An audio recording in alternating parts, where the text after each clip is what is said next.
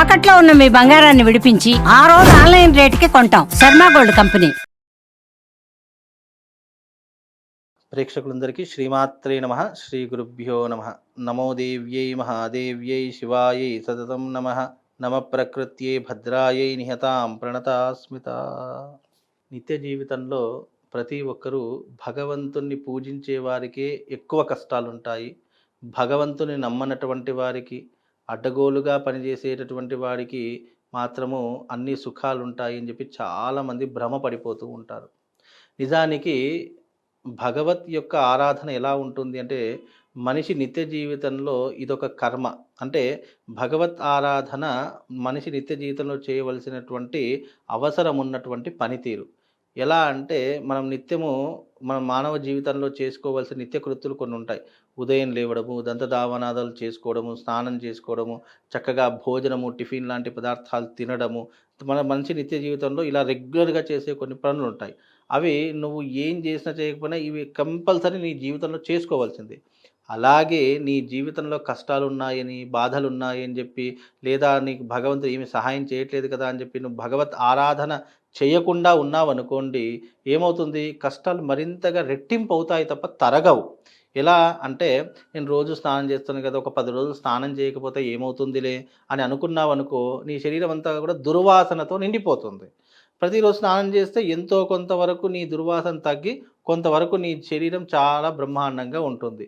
అలాగే భగవంతుడు నాకు కష్టాలు కలిగిస్తున్నాడు కదా, నిత్యం నేను పూజ చేస్తున్నాను కదా అని చెప్పేసి భగవంతుని పూజ ఒక 10 రోజులు మానేసావనుకో, ఏమవుతాయి? ఆ కష్టాలు మరింతగా రెట్టింపయ్యేయడానికి అవకాశం ఎక్కువగా ఉంటుంటుంది. అందుకే చాలామందికి తెలియనటువంటి విషయం ఏంటంటే, భగవంతుని పూజించే వాళ్ళకి ఎందుకు కష్టాలు ఉంటాయంటే, భగవంతుడు మనుషులకు పరీక్షలను పెడతాడు. ఏ రకంగా మనము సంవత్సర కాలం అంతా చదివింది ఫైనల్ ఎగ్జామ్స్లో ఎలాగైతే మనము ఆ క్వశ్చన్ పేపర్కి ఆన్సర్స్ రాస్తామో, అలాగే భగవంతుని పరీక్ష పెట్టిన దాంట్లో నువ్వు ఎంతవరకు సక్సెస్ అవ్వగలుగుతావు, ఎంతవరకు నీకు ఓపిక సహనం అనేటటువంటిది ఉండగలుగుతుంది, ఎంతవరకు నువ్వు ప్రయోజకారకుడి కావడానికి నీ ఓపిక సహనం ఎంతవరకు ఉపయోగపడుతుంది అని భగవంతుడు కూడా పరీక్ష పెడతాడు.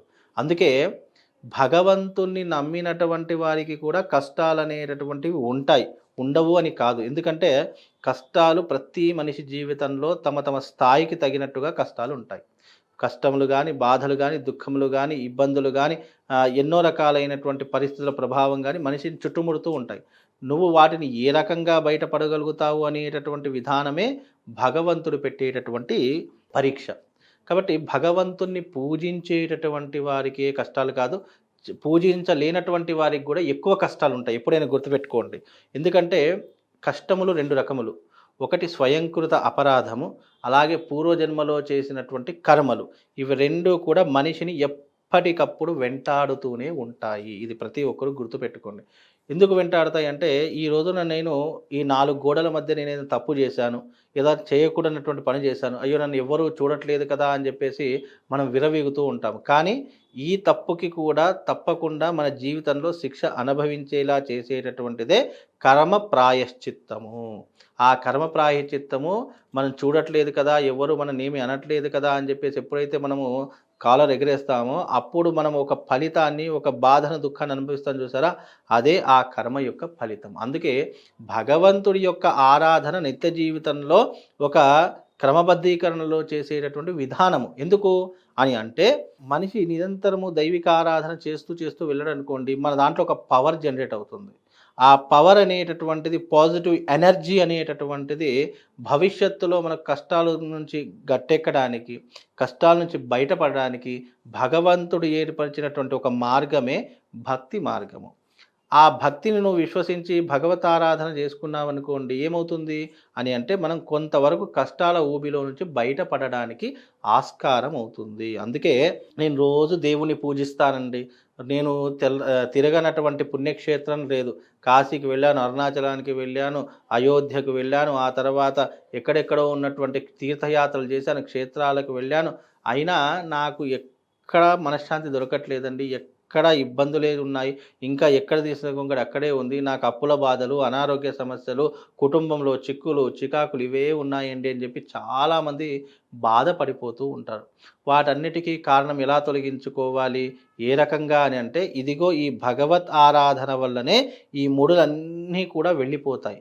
లేదంటే అవే క్లమ్జీగా అయిపోయి అవే ఇంకా చిక్కుముడులు ఎక్కువగా అయిపోయి ఇంకా మీ జీవితాన్ని అంధకారం అనేది కప్పివేస్తూ ఉంటుంది.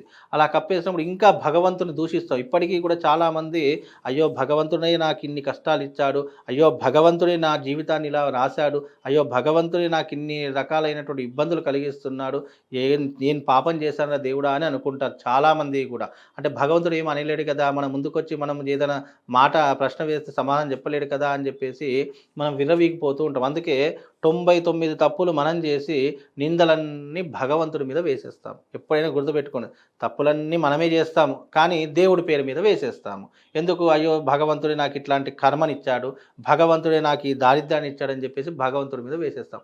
అది ఎప్పటికైనా దైవ దోషణ అనేటటువంటిది, దైవ నింద అనేటటువంటిది మనిషికి తీరనటువంటి ఇంకా కష్టాలను ఎక్కువ చేసేటటువంటి విధానాలు ఉంటాయి. అందుకే దైవారాధనలో ఎప్పుడూ కూడా నువ్వు నిమగ్నం అయిపోవాలి. కానీ దైవ దూషణ కానివ్వండి, దైవాన్ని తిట్టడం కానివ్వండి, భగవంతుని ఒక మాట అనడం కానివ్వండి, అది ఏమవుతుందంటే యూనివర్స్కి కనెక్ట్ అయిపోయి నీకు ఇంకా దానివల్ల నెగిటివ్ ఇంపాక్ట్ అంటే చెడు సంకేతాలు ఎక్కువగా ఉంటాయి తప్ప మంచి సంకేతాలు ఉండవు. చాలామంది అంటారు పాపాలు చేసేవాడికే ఎక్కువగా సంతోషాలు ఉంటాయి, పాపం చేసేవాడికే డబ్బులు ఎక్కువగా ఉంటాయి, పాపం అంటే ఇతరులను హింసించి పీడించి కష్టపెట్టి అలాంటి వాళ్ళకే డబ్బులు బాగా ఉంటాయి, అలాంటి వాడి జీవితంలో సుఖాలు భోగాలు అన్నీ అనుభవిస్తాడు అని చాలామంది భ్రమ పడిపోతారు. అది ఎంత భ్రమ!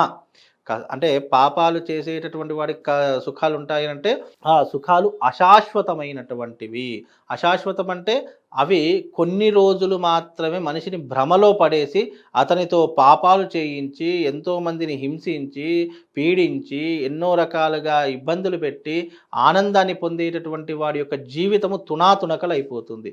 దానికి ఉదాహరణ మీరు చరిత్రలో ఎవరినైనా తీసుకోవచ్చు, రావణాసురుణ్ణి తీసుకోవచ్చు, అలాగే కంసుని తీసుకోవచ్చు, అలాగే ఎంతోమంది విర్రవీగుతున్నటువంటి అసురులను తీసుకోవచ్చు. అంటే మా జీవితంలో మాకు చావు లేదు కదా అని చెప్పేసి ఎంతోమంది హింసించినటువంటి వాళ్ళు కూడా చివరికి అంతమైపోయినటువంటి సందర్భాలే ఉన్నాయి తప్ప ఇక్కడ ఈ యొక్క పీడించే వాళ్ళకే సుఖాలు సంతోషాలు ఉంటాయి, ఆధిపత్యం చెలాయిస్తారనేది మూర్ఖత్వం, అదంతా భ్రమ. అవన్నీ కూడా కాలం దగ్గరికి వచ్చినటువంటి సందర్భాలు ఇవన్నీ కూడా జరుగుతూ ఉంటాయి. కాబట్టి భగవత్ ఆరాధన చేసే నిత్యమైనటువంటి వారికి ఎలా ఉంటుంది అని అంటే కనుక కష్టాలు ఉంటాయి, దానితో పాటు సుఖభోగాలు కూడా ఉంటాయి. అవి శాశ్వతమైనటువంటి సుఖభోగాలు, శాశ్వతమైనటువంటి పరిష్కారాలు. అందుకే భగవంతుణ్ణి ఎవరైనా నిందించేటప్పుడు ఒక్కసారి మీరు మనస్సులో అనుకోవాలి, భగవంతుడు చేయడం వల్ల నాకు ఇలా జరగలేదు, నేను ఏదో జన్మలో ఏదో ఒక పాపం చేశానేమో, ఆ పాపానికి పరిహారం ఇప్పుడు అనుభవిస్తున్నానేమో అని అనుకోవాలి తప్ప భగవంతుణ్ణి నిందించడము, భగవంతుణ్ణి దూషించడము, భగవంతుణ్ణి నానా మాటలు అనడం అనేటటువంటిది అది మీ జీవితానికి తీరనటువంటి నష్టాన్ని కలిగిస్తుంది. అందుకే ఇప్పటి నుంచి ఎవరు భగవంతుని నిందించకండి. మీరు నిత్యం పూజలు చేసుకుంటున్నారు, నిత్యము క్షేత్రానికి వెళుతున్నారు, వెళ్ళిరండి. దానివల్ల మీకు పుణ్యం ఇంకా అది అలా చేయడం వల్ల ఎంతో కొంత మీరు ఇంకా కొంతవరకు ఉపశమనం కలుగుతుంది తప్ప దానివల్ల పాపం ఏమీ జరగదు. కాబట్టి నీ నిత్య జీవితంలో భగవత్ ఆరాధన, దైవిక ఆరాధన అనేటటువంటిది ఒక మార్గములా ఎంచుకోవాలి. ఒక ప్రయత్నపూర్వకంగా భగవంతుణ్ణి అర్థిస్తూ మానవ ప్రయత్నం చేస్తూ ఉండాలి. ఈ రోజున నేను ఎగ్జామ్ రాయడానికి బయలుదేరుతున్నాను, నేను ఏమీ చదువుకోలేదు, దేవుడా నువ్వే దిక్కు, నాకు ఎలాగైనా ఎగ్జామ్ పాస్ చేయమంటే దేవుడు ఏమీ పాస్ చేయించడు.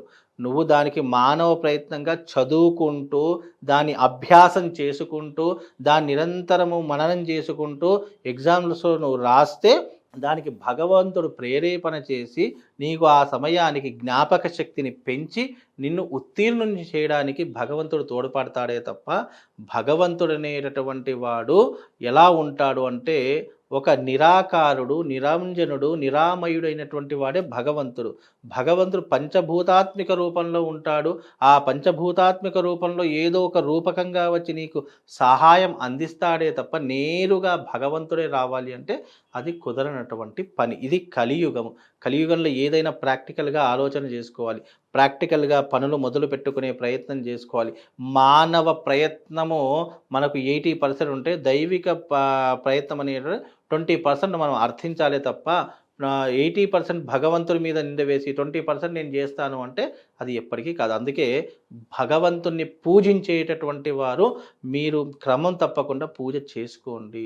నిరంతరం భగవంతుని యొక్క నామస్మరణ చేసుకోండి. దాని ద్వారా మీకు శుభము లాభముతో పాటు అదృష్టం కలుగుతుంది. కాబట్టి ఎప్పుడైనా పూజా పునస్కారం అనేటటువంటిది మీ జీవితాన్ని ఉద్ధరింపజేసుకోవడానికి కానీ మీ జీవితాన్ని నాశనం చేయడానికి కాదు. ఇది చాలా మట్టుకు గుర్తుంచుకోండి. శ్రీమాత్రే నమః. శ్రీ గురుభ్యో నమః.